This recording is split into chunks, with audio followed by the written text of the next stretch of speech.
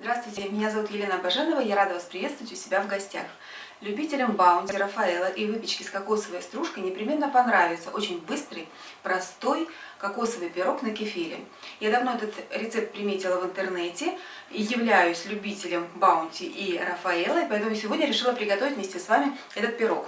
Для рецепта нам понадобится мука, так, это у нас отдельно поставлю в стороночку, мука, сахар, кефир, разрыхлитель, яйцо. Это для теста. А для начинки понадобится кокосовая стружка, сливки и еще сахар. Столько же, сколько и в тесто, столько и в начинку пойдет. Все довольно просто. Здесь не надо долгих взбиваний. Мы просто берем кефир, переливаем его в емкость, добавляем яйцо.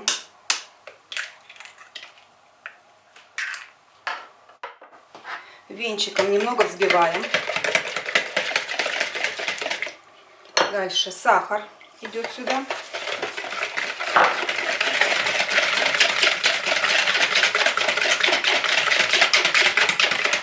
Все, главное, чтобы оно было жидкое.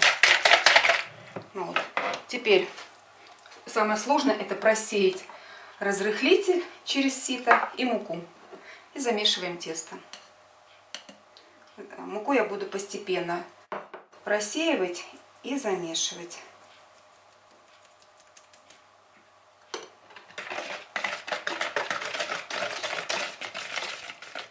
Выпекать я буду в силиконовой форме. Это диаметр у меня 23 сантиметра.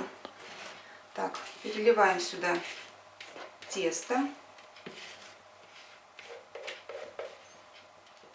Можно брать разъемную форму, но она не очень удобна тем, что мы будем потом пирог сливками поливать, и эти все сливки прольются.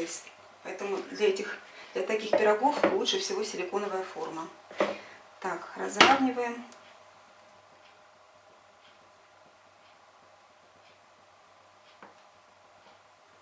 Можно постучать чуть-чуть. Теперь начинка. Кокосовая стружка и сахар.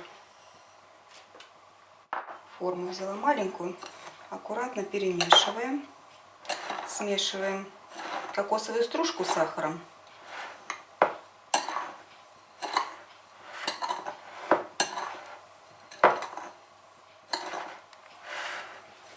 Так, и теперь посыпаем этой смесью сверху пирог, засыпаем его. Прям вот так вот на тесто. Я буду делать ложкой, чтобы равномерно все распределить. Ставим выпекаться в разогретую до 180 градусов духовку. Через 35-40 минут проверяем готовность пирога. Открываем. При помощи деревянной палочки проверяем. Если нету сырого теста, значит пирог готов. Все, достаем его.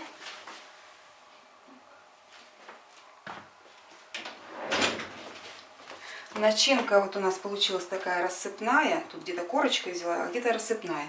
Все это мы будем соединять, начинку соединять с бисквитом при помощи сливок. Вот пока пирог еще горячий, аккуратно ложкой пропитываем сливками пирог.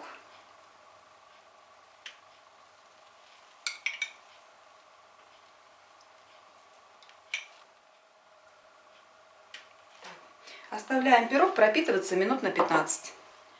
Так как пирог рассыпной такой вот, он все равно начинка немножко такая сыпучая, поэтому его и доставать из формы не надо. Сразу же здесь в форме нарезаем и подаем к столу. Еще теплым. Отрежу себе кусочек. Главное форму не перерезать. Так.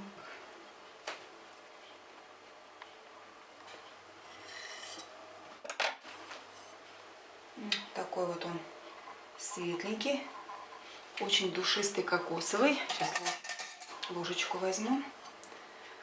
Пышненький, видно, что тесто пышное. Теперь будем снимать пробу.